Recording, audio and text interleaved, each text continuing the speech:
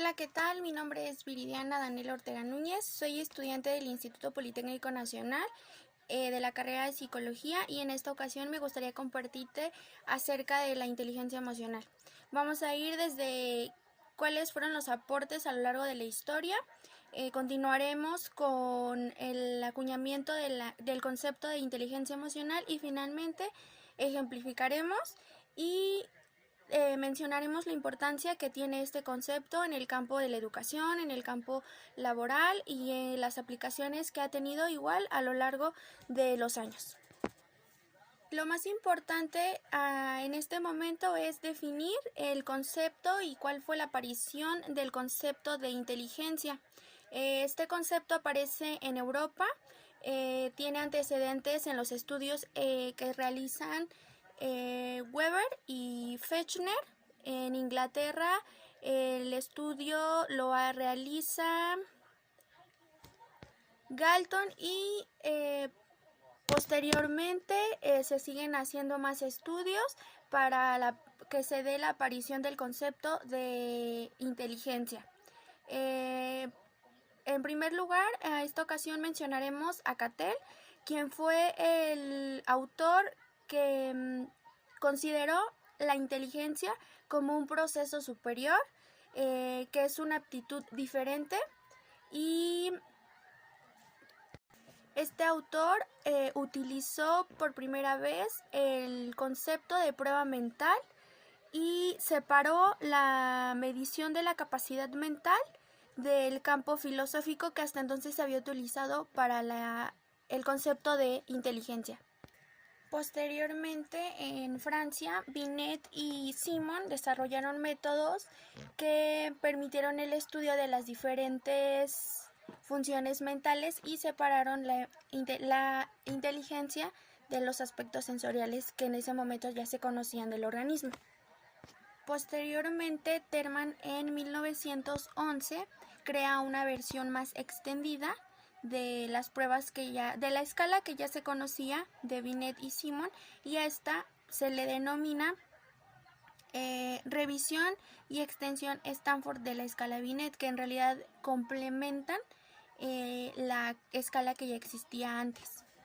Posteriormente, otro autor denominado Thorndike nos menciona desde su perspectiva teórica que concibe la inteligencia como resultado de un gran número de capacidades interconectadas, pero que a su vez son completamente independientes. A esta teoría posteriormente se le denomina teoría multifactorial. Aparece en este momento el concepto de factorial y en este momento Guilford en 1967 desarrolló un modelo tridimensional que las bases ya fueron sentadas anteriormente por Thorndike y otros autores que en este caso no vamos a mencionar, pero que no vamos a quitar la importancia que deberían de tener. En los años de 1967, Cattell vuelve a hacer una aparición, una aportación importante a este campo y nos menciona que existen dos tipos de inteligencia, la cristalizada y la fluida. Por una parte, la primera, que es la fluida, se le asigna el factor GI, donde nos dice que habla de la comunicación no verbal, que es apartada de la experiencia y que es más libre de la cultura y de la educación que se le dé a los sujetos en los años anteriores a la niñez. Por otro lado, tenemos la inteligencia cristalizada, que hace referencia a los conocimientos que se van adquiriendo. En este caso podríamos denominarlo experiencia. En este caso la experiencia está modificada, se ve alterada de cierta manera por la educación, el contexto cultural en que se desarrolla el individuo.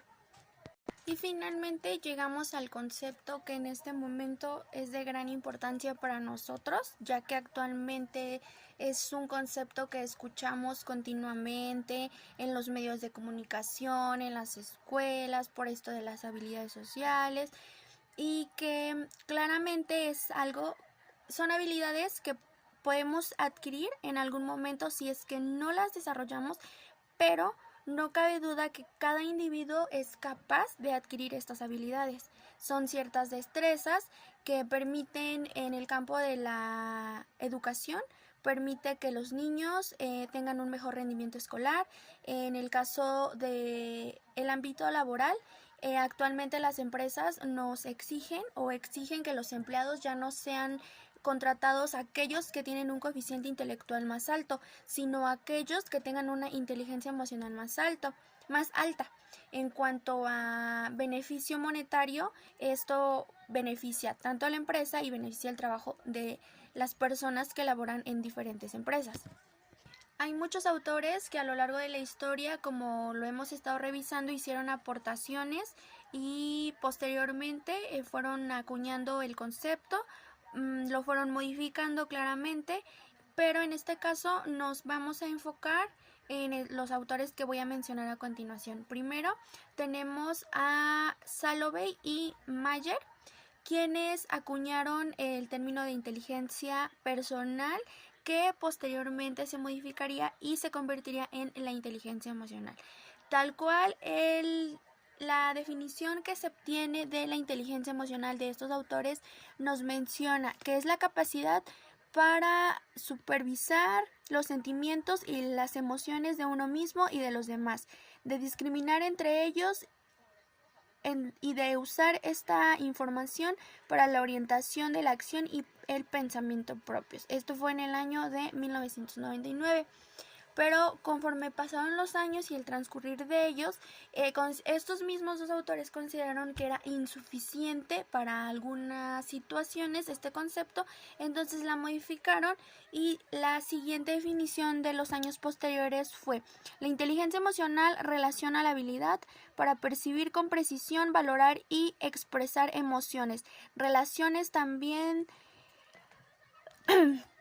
habilidad para acceder y o generar sentimientos cuando facilitan el pensamiento. También la habilidad para entender emoción y conocimiento emocional, y la habilidad para regular emociones que promueven el crecimiento emocional e intelectual. Dentro de todas esta definición tan extensa, claramente podemos identificar elementos que la constituyen, de los cuales el primero a mencionar es reconocer las propias emociones. Esta es una apreciación de estas emociones que surgen ante las situaciones, y esto nos permite a su vez darle un nombre a esta emoción. Únicamente las personas pueden percibir la emoción que sienten y pueden manejar estas. Número 2. Vamos a manejar las emociones que nuestro cuerpo percibe. Esto no quiere decir que vamos a evitarlas o que vamos a desconectarlas totalmente, como la emoción de la tristeza, del enojo. No, eso no lo podemos hacer. Lo que hacemos es que estas personas o los sujetos con una inteligencia emocional alta tienen la capacidad para conducir, controlar y manejar las reacciones emocionales, sustituyéndolas por comportamientos congénitos, sustituyendo los comportamientos congénitos primarios, y así el comportamiento aprendido social puede ser el ejemplo, la ironía. Número 3. Vamos a mencionar que el coeficiente intelectual aislado o por sí solo no es suficiente, lo que mencionamos hace un rato de las empresas, en donde para obtener buenos resultados escolares o sociales incluso, también es necesario obtener otras buenas cualidades, como son la perseverancia y la motivación. Esto a su vez nos permite sobreponernos a la frustración o a los fracasos que se den a lo largo de nuestro desarrollo, y nos permite tener más confianza en nosotros mismos. Número 4. Saber ponerse en el lugar de los demás. La comunicación emocional no necesita verbalizarse siempre. Es una predisposición a escuchar, a comprender los pensamientos y sentimientos del otro. En este caso podemos usar el término de empatía. Y finalmente tenemos al número 5, que sería crear relaciones sociales o facilidad de establecer relaciones interpersonales. Las relaciones satisfactorias con los demás dependen de nuestra capacidad de crear y cultivar las relaciones, de resolver los conflictos que se presentan y de captar los estados de ánimo del otro para que esto nos permita, se cree más bien un área de oportunidad y no se cree un conflicto de mayor magnitud o otros conflictos. Posteriormente vamos a tratar acerca de la importancia que tiene la inteligencia emocional en los niños en edad escolar.